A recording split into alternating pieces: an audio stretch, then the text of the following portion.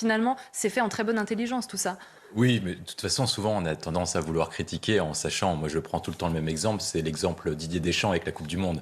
Il faut laisser parler les experts et les gens qui font ça de façon sérieuse. S'ils font ça, c'est qu'ils ont des tactiques d'intervention, ils savent très bien de quoi ils font. Il faut les soutenir dans cette tâche. Et puis je pense que les pompiers ont montré qu'on pouvait leur accorder du crédit depuis le début de cette crise et depuis le début des incendies pour savoir comment la gérer.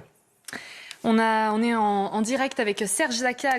Voilà, c'est Pierre Bepoix qui appelait à la création d'un ministère de la protection civile. C'est vrai qu'en situation d'urgence, on a toujours envie de créer des choses. On tire les leçons de ce qui se passe, mais il faut aussi anticiper. Oui, je suis bien d'accord. De toute façon, on sait avec le dérèglement climatique que les événements catastrophes naturelles vont devenir de plus en plus intenses et de façon beaucoup plus récurrente. Donc il est tout à fait normal que les pompiers puissent s'organiser au plus haut sommet de l'État afin de faire porter leurs priorités au sein du gouvernement et au sein de l'exécutif avec des demandes qui apparaissent justifiées pour prévenir et pour guérir des prochaines crises que nous allons subir. Moi, je pense qu'il y a un autre point qu'il faut aussi aborder, c'est la question notamment du fait que certaines personnes idéologues, comme les écologistes, les ayatollahs, comme moi je les appelle, ont arnaqué en fait. Les Français ont arnaqué les plus hautes instances en disant qu'il fallait se concentrer uniquement sur la question du réchauffement climatique. Moi j'ai regardé, on a regardé ensemble avec mon équipe, sur la question de la hausse du budget, notamment sur la question de la fiscalité environnementale. On a dépensé en fait par an depuis 1995 et on a récolté entre 41 milliards et 65 milliards d'euros de fiscalité environnementale pour produire tout ce qu'on appelle les éoliennes et tous les produits équivalents.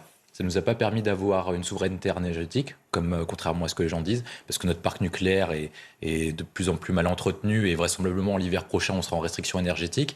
Et en plus, cet argent-là n'a pas été réglé et n'a pas été dépensé sur ce que moi j'appelle le dérèglement climatique et les conséquences du dérèglement climatique. La question de la pénurie de l'eau, la question des luttes contre les incendies et tous les phénomènes qui sont liés en fait à l'augmentation de la température. Et moi je pense qu'il y a l'idée qui est proposée par la tribune des sapeurs-pompiers, éventuellement ça paraît de bon sens, d'augmenter la taxe sur la question des assurances, parce que dans la mesure où il y a de plus en plus de risques, il faut faire porter ce risque sur la question des assurances, ça apparaît de bon ton, mais éventuellement, si par cas il manque de l'argent supplémentaire, prélever plus d'argent sur la question de la fiscalité environnementale, parce que la fiscalité environnementale doit permettre de lutter contre le réchauffement climatique, c'est important, mais également contre les conséquences du réchauffement climatique, et il est important de la louer à la fois aux pompiers, aux infrastructures, aux agriculteurs, et pour permettre d'avoir une eau potable, etc. On apprend que le chef de l'État, Emmanuel Macron, veut réunir les pompiers, les renforts européens, les élus, les agriculteurs dès que les derniers feux seront éteints pour remercier et créer un modèle de prévention et de lutte contre les incendies. Alors la date, elle n'est pas encore fixée. On attend évidemment que la situation, elle, le soit fixée. Malheureusement, après, il ne faut pas stigmatiser parce que les Français se sont plutôt bien comportés. Il y a toujours des cassos ou des perturbateurs, mais il faut dire que 99% de la population se comporte de façon correcte et il faut plutôt se concentrer sur ces 99 et faire en sorte que ces 1% soient sortis de la société pour éviter qu'ils reproduisent des actes répréhensibles. Je pense aussi qu'il faut en profiter pour féliciter toutes les personnes qui s'engagent, notamment le sujet précédent que vous abordez, c'était la question de la revalorisation des pompiers. Les forces de l'ordre, les gendarmes, les pompiers se battent avec des salaires qui ne sont pas forcément très importants, mais ils le font parce qu'ils pensent que leur métier a un sens dans la mesure où ils agissent pour l'intérêt général. Donc du coup, ils agissent pour le bien commun, ils le font. Je pense peut-être qu'il faut leur donner un petit coup de pouce éventuellement. Tout dépendra de la forme du coup de pouce, parce que moi je fais attention également à la stabilité budgétaire, notamment sur la question des dépenses de retraite Tout le monde à veut la un coup de fin. pouce. Tout le monde, mais peut-être, moi je pense notamment qu'on peut agir de façon différente, notamment pour les fonctionnaires qui sont des salaires qui sont proches du SMIC. Peut-être qu'on peut les aider sur les questions de dépenses contraintes, notamment sur la question de l'accession au logement. Notamment, je pense aux pompiers, aux policiers et aux autres fonctionnaires d'État. Peut-être qu'on peut leur mettre à disposition une partie du parc du logement public afin de les aider pour pouvoir les loger, ce qui les aiderait quand même grandement, notamment en termes de dépenses contraintes. Ensuite, après, sur ces points-là, il faut donc du coup aller dans cette doctrine et pas uniquement dans le sens des crises. Ça veut dire qu'il ne faut pas féliciter les pompiers ou les forces de l'ordre uniquement quand ils agissent. On a félicité les forces de l'ordre, notamment lors des attentats. On félicite aujourd'hui les pompiers parce qu'ils luttent contre les incendies. Et puis après, dans 3-4 mois, ou c'est comme les médecins, dans 3-4 mois, dans 6 mois, peut-être qu'on oubliera. Mais je pense qu'il faut maintenir notre confiance, notre engagement et les continuer à soutenir parce que dans quelques mois, malheureusement, on aura vastement besoin d'eux en fait par rapport à l'information et donc du coup ils sont pas forcément alertés et tout dépend de comment vous voulez faire en fait pour les contacter parce que ce sont souvent des personnes si par cas ils n'ont pas été au courant qu'il y avait des restrictions d'eau notamment dans leur département, c'est-à-dire qu'il y a eu une diffusion sur les chaînes locales, il y a eu des informations au niveau local dans les journaux locaux, donc je sais pas trop comment on pourrait le faire et peut-être qu'un ministère de la prévention pourrait trouver des moyens alternatifs. Non, je pense que ce qui est essentiel dessus c'est que le problème est pas si évident. Parce qu'en fait, il y aura des personnes qui auront besoin de laver leur voiture parce que c'est un usage professionnel. Et est-ce que notamment des taxis taxis ou des professionnels qui utilisent leur véhicule peuvent avoir une voiture qui est sale, notamment avec une question de client. C'est très compliqué et pour cela, peut-être qu'il faut permettre d'avoir une dérogation pour qu'ils puissent continuer à le faire. Ensuite, après, il y a les personnes qui le font pour un usage de confort et d'esthétisme. Cela, je pense que vu je maintiens ma position sur le fait que l'eau, comme la nourriture et d'autres, sont des ressources stratégiques, et du coup, il faut leur faire comprendre que ce n'est pas nécessaire. Et après, enfin, il reste les professionnels qui vivent de ça, notamment sur les questions de station-service et de lavage de voitures. Cela, je pense que si on considère que l'eau est en restriction et que, par conséquent, il faut avoir un usage stratégique dessus, je pense qu'il faut les compenser pour leur faire comprendre que c'est plus profitable pour eux de ne pas le faire dans la mesure où ils vont quand même perdre un pouvoir d'achat, c'est quand même leur métier. C'est pas de leur faute si par cas des gens veulent laver leur voiture, et c'est pas de leur faute non plus s'il y a une restriction. Ça coûte pas très cher au niveau du budget de l'État, je pense, pour pouvoir le faire, et ça permet d'inciter notamment à avoir un moyen de contrôle au niveau plus proche, qui est la station de lavage, où les personnes eux-mêmes, si par cas on leur fait une compensation, eux-mêmes doivent faire la police pour empêcher les lavages de voitures dites esthétiques. Mais on les aide comment? Parce que c'est encore un coup de pouce, on parle de coup de pouce dans tous les sens. Oui, mais en fait c'est une question de priorité, c'est-à-dire qu'on peut faire un coup de pouce lorsqu'on agit d'une ressource stratégique, notamment sur c'est ce que j'appelle, c'est sur une question de priorité. Tout ce qui est grandes ressources stratégiques, comme les questions de nourriture dans un contexte de guerre alimentaire et de crise alimentaire, sur la question de ressources d'eau, notamment parce que c'est une ressource qui devient de plus en plus stratégique, notamment sur la question de l'électricité et de l'énergie. Tous ces contextes-là, vous le voyez, ce sont des ressources qui ont une vocation également géopolitique. Vous voyez, par exemple, Vladimir Poutine utilise toutes ces ressources-là pour faire pression sur d'autres pays. Et d'autres pays l'utilisent comme un levier d'action diplomatique. Donc on voit que c'est une ressource qui est importante, notamment dans la relation internationale. Comme c'est considéré comme une ressource très importante, et donc du coup, on peut considérer que ça vaut le coup de payer pour cette ressource importante. Bien. Non, il ne le faut pas. Et puis François Rebsamen enfonce les derniers clous sur ce qui reste du socialisme. Quand on voit une tribune avec des arguments aussi bidons et d'un aussi faible niveau intellectuel, on comprend pourquoi est-ce que le socialisme a coulé et qu'Anne Hidalgo a fait un si faible score. Je vais reprendre les arguments apparents. Il dit que si par cas on refuserait le droit de vote aux étrangers, ce serait une preuve de rejet, de racisme. Mais il faut rappeler à François Rebsamen que le droit de vote ouvert aux concitoyens européens est ouvert depuis le traité de Maastricht, parce que le traité de Maastricht de 1992 ouvre la question de la citoyenneté européenne. Et il y a une question de réciprocité. De souvenir, je ne savais pas que des étrangers, des Français qui habitent à Shanghai pouvaient voter pour les élections au niveau local. Je ne savais pas que des Français qui habitaient en Afrique du Sud pouvaient voter à Johannesburg. Donc évidemment, François Rebsamen raconte strictement n'importe quoi et puis il oublie ce que c'est que l'origine de la gauche. L'origine de la gauche, c'est qu'il y a une question avec la République et la Révolution. Il faut rappeler notamment qu'en 1789, on a écrit la Déclaration des droits de l'homme, mais il a certainement oublié et du citoyen. Et en fait, la Révolution française a lié la question de la citoyenneté à la question de la nation. Et c'est une origine aujourd'hui de la gauche. Et c'est pour ça que moi je dis que la gauche est complètement perdue. Je pense que c'est pour ça que la gauche est si faible électoralement dans le pays, parce qu'elle ne comprend pas ce qu'elle est. Elle a oublié ses valeurs, elle les a même perdues, elle a oublié son histoire. L'origine de la gauche, c'est de pouvoir, à travers la Révolution française, lier la question de la nation avec la République, avec la citoyenneté. Une fois que vous perdez cet acte-là, vous fragmentez ce qu'on appelait la communauté nationale et ce qu'on avait appelé à l'époque le récit national, pour la fragmenter en travers des communautés et en travers de ce qu'on appelle, ce que appelle Jérôme Fourquet la question de l'archipel français. Et donc du coup, ce que provoque en fait la gauche d'aujourd'hui, qui a perdu en fait ses valeurs, c'est qu'en fait ils vont dissoudre petit à petit la nation pour la transformer en archipel et en communauté. Et en fait petit à petit ils vont tuer le modèle unitaire laïque français pour l'associer au modèle américain auquel vous ne raisonnez pas, non pas en citoyenneté et en nation unique, mais en raison de groupe et en accommodement raisonnable pour que des communautés qui viennent puissent s'intégrer au prix du sacrifice de la population majoritaire et au prix de son histoire. De plus participer à la vie locale ou finalement non, c'est anecdotique?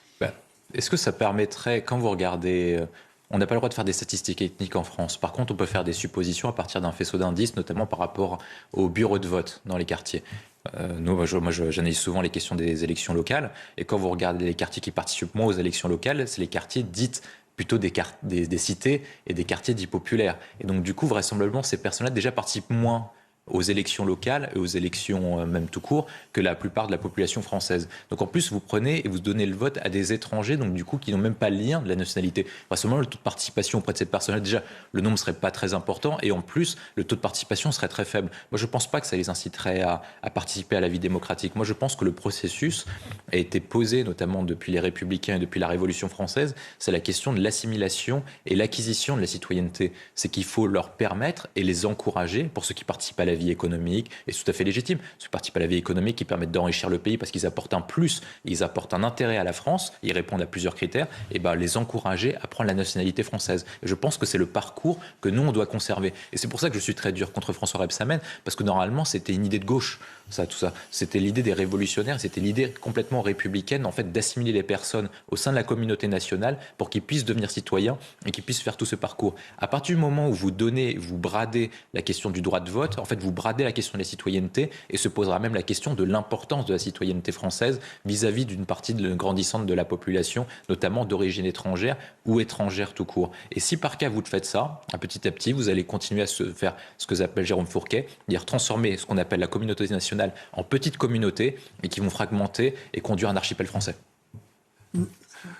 Je pense qu'on affronte un problème civilisationnel. Nous, on travaille beaucoup sur la question du conflit entre la Chine et les États-Unis. Et notamment, on a étudié pourquoi est-ce que le grand empire chinois, qui était première puissance mondiale au XVIIe et XVIIIe siècle, a pu couler sur la question de la guerre de l'opium. Et donc, du coup, moi, je pense que les pouvoirs publics doivent mettre le paquet sur la question des luttes contre ce fléau qui est les drogues, les usages de stupéfiants, parce qu'en fait, ça va conduire au déclin et au déclassement de notre civilisation avant d'avoir le déclin de notre pays de façon irrémédiable et on mettra des centaines d'années à pouvoir se relever. Alors, pour pouvoir lutter, il faut mettre une priorité nationale et donc lutter comme ce qu'ont fait les Colombiens avec Pablo Escobar ou les Américains avec la mafia. C'est-à-dire qu'il faut mettre tous les moyens des services de l'État pour l'ériger comme problème national. Parce que les problèmes de drogue, au-delà que ça touche la question des mineurs et que ça touche des problèmes psychologiques qui sont très importants, et même on pourra aborder, comme l'a rappelé Eric Bourgadi, sur les questions de prévention et même sur les questions de choc psychologique et de dépression, notamment des jeunes, dû égard à la crise sanitaire. Et il y a d'autres questions qui est le volet répression. Et pour avoir le volet répression fort, il faut l'ériger comme priorité nationale et surtout que c'est des sujets qui sont liés parce qu'on parle souvent et les policiers posent la question des guet-apens et des territoires perdus de la République, notamment des questions de contrôle de territoire. Et donc tous ces sujets-là sont liés. Il faut l'ériger comme priorité nationale pour pouvoir lutter contre ça. Et pour ça, il faut que le ministère de l'Intérieur et le ministère de la Justice aillent dans le même sens. Et il faut que Matignon, donc du coup la chef du gouvernement Elisabeth Borne, l'érige comme priorité nationale pour que tous les services et tous les ministères aillent dans ce sens-là. Ça repose sur la reconquête des territoires perdus. Ça suppose la question de flicage, notamment la contraventionnalisation beaucoup plus importante des consommateurs, parce qu'il faut attaquer à la source aussi les consommateurs, dans la mesure où il y a des personnes et ça débouche sur un marché vu que c'est une logique économique. Et ensuite, après, il faut arrêter les têtes d'affiche et tous les réseaux et toutes les bandes. 10 tonnes de bonbonnes de protoxyde d'azote. Oui, c'est une très bonne nouvelle. Il faut féliciter les forces de l'ordre. Et puis, on a souvent ce débat avec Christian, mais peut-être que ça permettra, en raison des récents événements, de montrer que la police a raison d'aller au contact et de continuer les poursuites lors des refus d'obtempérer. Souvent, ça débouche sur des bonnes nouvelles. On a cette nouvelle sur la saisie qui est arrivée. On a également eu cette semaine les policiers qui ont réussi à percuter une voiture. Donc, du coup, il faut féliciter les forces de l'ordre parce qu'elles sont très bien formées. Il faut les former davantage, mais il faut continuer à aller dans ce sens-là. Moi, j'aimerais revenir sur le débat précédent parce qu'il y a un élément qui a été oublié, c'est la question de la perte de sens de la jeunesse, notamment. Et je pense que c'est très important de revenir dessus, notamment parce qu'il ne faut pas dire que tous les jeunes sont perdus. Une partie des jeunes sont perdus, et notamment en raison de la crise sanitaire qui a conduit à une vague de dépression. Il faut saisir ce phénomène pour pouvoir les appréhender, en fait, pour comprendre ce qui est en train de leur arriver. Et comme ce sont des jeunes qui sont en perte de quête de sens, ils sont susceptibles d'être influencés par certaines personnes. Et donc, du coup, il faut à la fois lutter contre le consommateur. Donc, du coup, ces personnes-là, pour leur dire très bien, si vous voulez consommer, vous allez prendre une contravention très forte avant une éventuelle récidive, et également lutter contre les personnes qui vendent ça. Et une fois qu'on attaque à tous ces niveaux-là, on pourra lutter et endiguer ces phénomènes à la fois de protoxyde d'azote, mais également de drogue au niveau global, parce qu'en fait, des jeunes le font à la fois par mode, par intérêt, puis par tendance, et aussi parce qu'ils sont complètement perdus pour certains d'entre eux. On va marquer une rapide page de pub. Éric Brocardi, vous allez pour pouvoir peut-être mobiliser des forces ailleurs. Oui, il faut féliciter quand l'Europe est utile, parce qu'on a très souvent critiqué l'Europe depuis 1992 et l'adoption du traité de Maastricht pour pas la féliciter quand elle est utile. Je pense que l'Europe est utile quand elle se concentre sur ses fonctions et qu'elle n'intervient pas sur les domaines sur lesquels elle n'est pas compétente. L'Europe a vocation à intervenir pour être un effet de levier des États membres et agir en temps de crise. Et je pense qu'elle a montré son rôle dans l'intervention et le soutien, notamment des d'autres États membres européens, sur cette fixation d'incendie. Le deuxième point, c'est la question une fois qu'on a fixé mais pas encore éteint l'incendie, c'est-à-dire qu'il faut toujours rester mobilisé, c'est le premier élément. Le deuxième point, c'est qu'il faut prévenir des prochaines crises. Et donc, du coup, j'espère qu'en fait, la réflexion va être portée sur comment on va éviter et sur quoi on va faire pour répondre aux conséquences du dérèglement climatique, en y répondant sur l'ensemble de points. Et peut-être que le commissariat au plan et que François Bayrou pourrait se réveiller, parce qu'il a été nommé maintenant il y a 2 ans, et on n'a toujours pas vu une utilité à sa fonction pour l'instant. Édouard Dorion-Sipel, c'est vrai que d'Arcachon, William Tay, il y a eu une remontée qui a été commencée en 2017. Le budget français de la défense, il peine aujourd'hui à atteindre les 2% du PIB. Dans les années 80, il dépassait les 3%. On commence une remontée. Est-ce que c'est suffisant, cette réévaluation, ou pas ? Bah, là, on pourrait critiquer le président de la République, Emmanuel Macron, dans la mesure où le général Pierre de Villiers l'avait alerté dès sa prise de fonction, ce qui avait conduit au départ de l'ancien chef d'état-major des armées.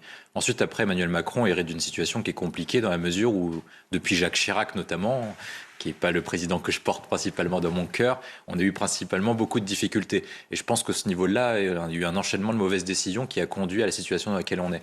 Je pense que ce qu'il faut, c'est imaginer et prévoir le monde dans lequel on va habiter demain.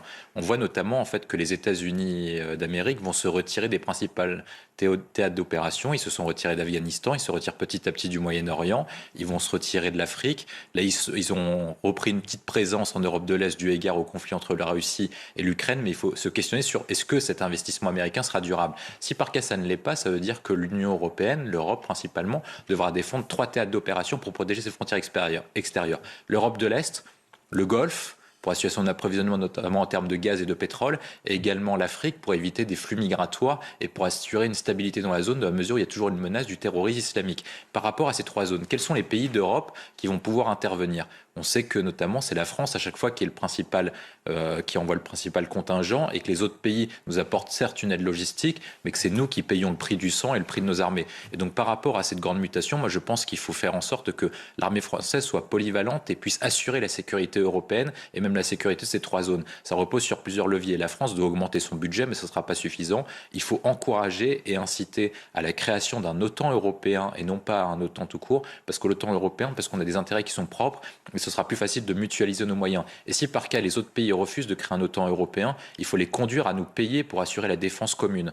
Dans ce cas-là, il faut dire aux pays d'Europe de l'Est, aux pays d'Europe du Sud ou aux pays d'Europe du Nord de dire qu'il faut payer la France pour pouvoir investir dans nos armées, parce que c'est nous qui payons le prix de nos soldats. On a besoin de renouveler notre matériel. Et si par cas nous ne le faisons pas, nous risquons des risques importants. Notamment, je pense aux pays d'Europe du Nord qui vont se dire, bah oui, mais il faut sécuriser les questions commerciales. Et bon, on peut leur dire, bah, pour sécuriser les approvisionnements commerciaux, il faut que la France sécurise ses routes. Notamment, il faut assurer la sécurité des régimes aux pays du Golfe. Et dans ce cas-là, il faut que payer la France.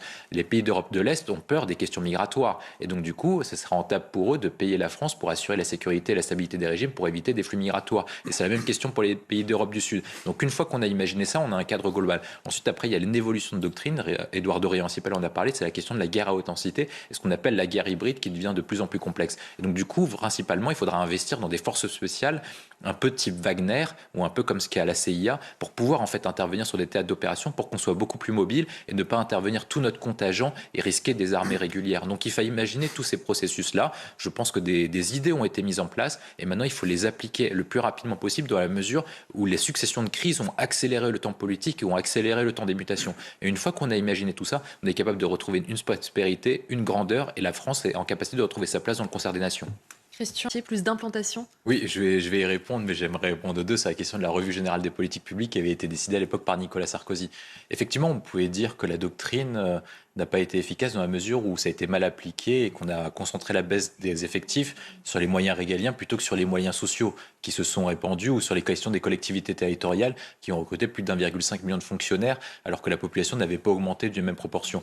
Je tiens quand même à rappeler que lorsque Nicolas Sarkozy prend cette décision, il faut le mettre non de façon démagogique mais sur une question de contexte. C'est-à-dire qu'on était à l'époque en crise financière et qu'à l'époque il y avait une menace de stabilité sur la zone euro et une menace de stabilité sur la dette française. Et donc si par cas on ne baissait pas à l'époque la dette publique, on n'était pas certain que le budget français puisse tenir et passer l'année. Donc il faut quand même replacer ça dans le contexte. Est-ce que ça a des conséquences après à long terme?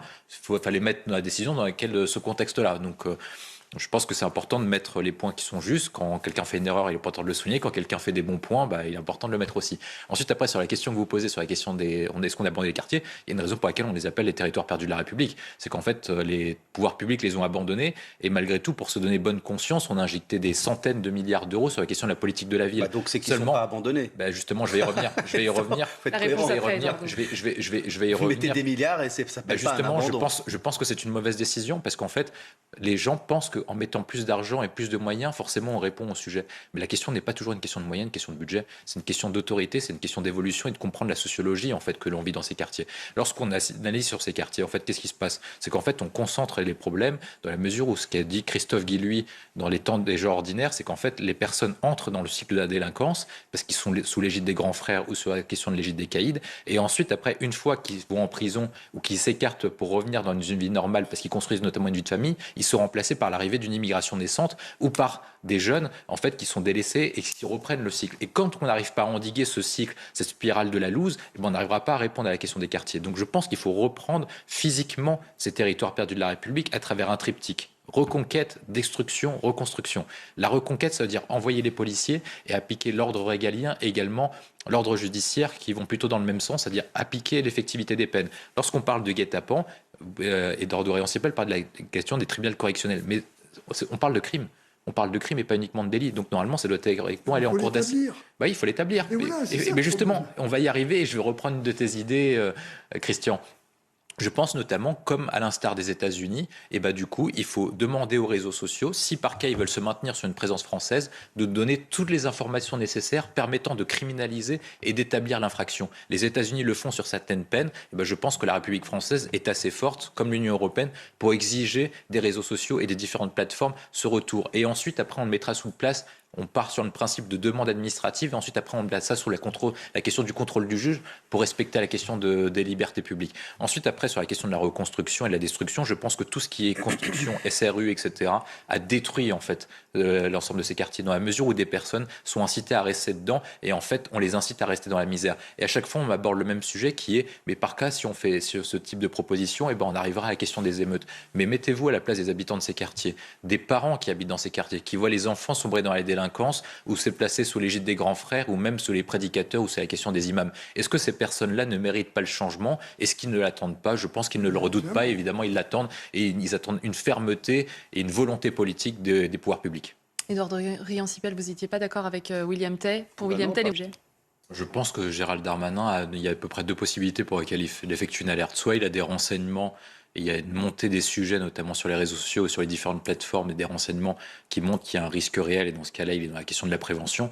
Parce qu'à chaque fois, on reproche à l'État d'agir après, a posteriori, et donc du coup, quand un ministre fait de la prévention, c'est toujours bon signe.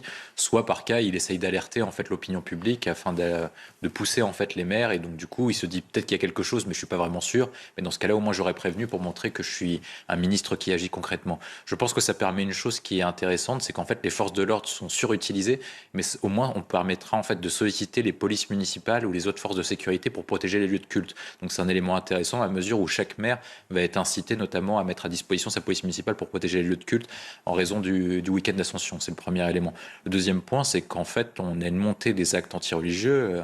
Édouard Riancipel parlait de la question de l'intolérance de plus en plus. Il y a des montées des actes antireligieux, mais en particulier la grande augmentation repose sur les actes antichrétiens, notamment parce qu'on a une évolution du contexte, notamment en raison de la pression internationale et de l'évolution des consciences qui nous conduit à une montée d'actes antichrétiens.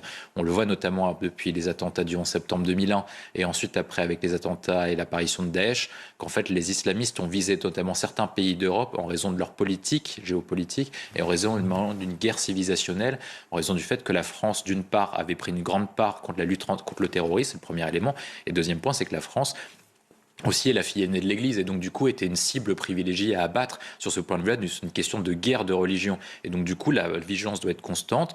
On n'a pas assez insisté sur le fait qu'il fallait protéger les chrétiens en France, mais je pense qu'on va profiter de ce sujet pour également parler des chrétiens d'Orient qui sont persécutés notamment depuis les années 2010 avec l'apparition de Daesh. Je pense qu'il faut agir à tous ces niveaux-là parce que c'est un enjeu civilisationnel et qu'il est important, même si les chrétiens ne se plaignent rarement. Je ne suis pas chrétien, donc j'insiste dessus.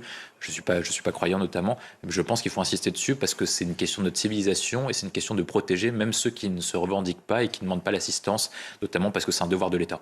Édouard Riancipel. Question d'intolérance. En fait, ça ne veut pas dire que les gens, les chrétiens ont un problème avec les musulmans ou les juifs ou inversement. C'est qu'en fait, au sein de chaque religion, vous avez toujours des intégristes et des radicaux qui interprètent et qui sont encore plus convertis en fait que le reste et donc du coup qui vont encore plus loin en termes d'interprétation du texte, notamment une interprétation qui est très radicale. C'est-à-dire que cette montée notamment du fanatisme religieux se développe sur le plan international et également se retranscrit sur le plan interne. Moi j'interprète ça sur la question qu'avait développé Samuel Huntington sur la question du choc de civilisation. Il avait écrit un livre qui répondait au livre de Francis Fukuyama sur la question de la fin de l'histoire et il disait qu'en fait on avait un problème au XXIe siècle avec la mondialisation qui était le choc des civilisations dans la mesure où les peuples avaient moins tendance à se parler et à se comprendre eux-mêmes du égard à l'individualisme et au manque d'empathie des cultures. Et donc du coup, certains fanatiques religieux en profitent en pensant qu'en fait, en tuant les autres religions, en abattant les autres religions, leurs thèses vont l'emporter. Vraisemblablement, ils détruisent leur propre cause parce que ça constitue les Français peuvent avoir tendance à faire un amalgame et ça jette un discrédit sur une légion complète. Donc ça, c'est un point qui est important et malheureusement, on n'a pas les moyens de lutter complètement parce que le risque zéro n'existe pas. Il y aura toujours, comme l'a rappelé Édouard de Récipel, le djihad solo, comme il l'a, c'est ça. Et donc du coup, il y aura toujours un déséquilibré qui pourra toujours y aller. Maintenant, qu'est-ce qu'on peut faire ? Le seul moyen qu'on peut agir, c'est de réduire ce risque au plus possible. Je pense que tous ces moyens, des risques sont alertés parce que notamment, la question du fait qu'ils veuillent faire des actes politiques. Il faut se rappeler que le terrorisme, c'est de porter un message politique à travers un acte de violence. Et donc, du coup, ils vont viser des dates spécifiques, des lieux spécifiques, en vue de porter un message parce qu'ils pensent que ça leur permettra de convertir plus de fidèles et plus de fanatiques religieux. Donc, c'est une guerre de communication qui se joue. On a parlé tout à l'heure de la question des réseaux sociaux. Et en fait, c'est un peu comme si c'était des influenceurs qui voulaient gagner des nouveaux abonnés. Et là, le moyen qu'ils ont, c'est une comparaison que j'effectue, c'est pour gagner des nouveaux abonnés, ils doivent faire des actes de plus en plus radicaux et de plus en plus forts pour avoir de nouveaux suiveurs et avoir de nouveaux fanatiques. Nous, notre objectif, c'est de pouvoir lutter contre cet entrisme, lutter contre ces personnes d'influence et donc du coup les éradiquer et les éliminer de l'espace public.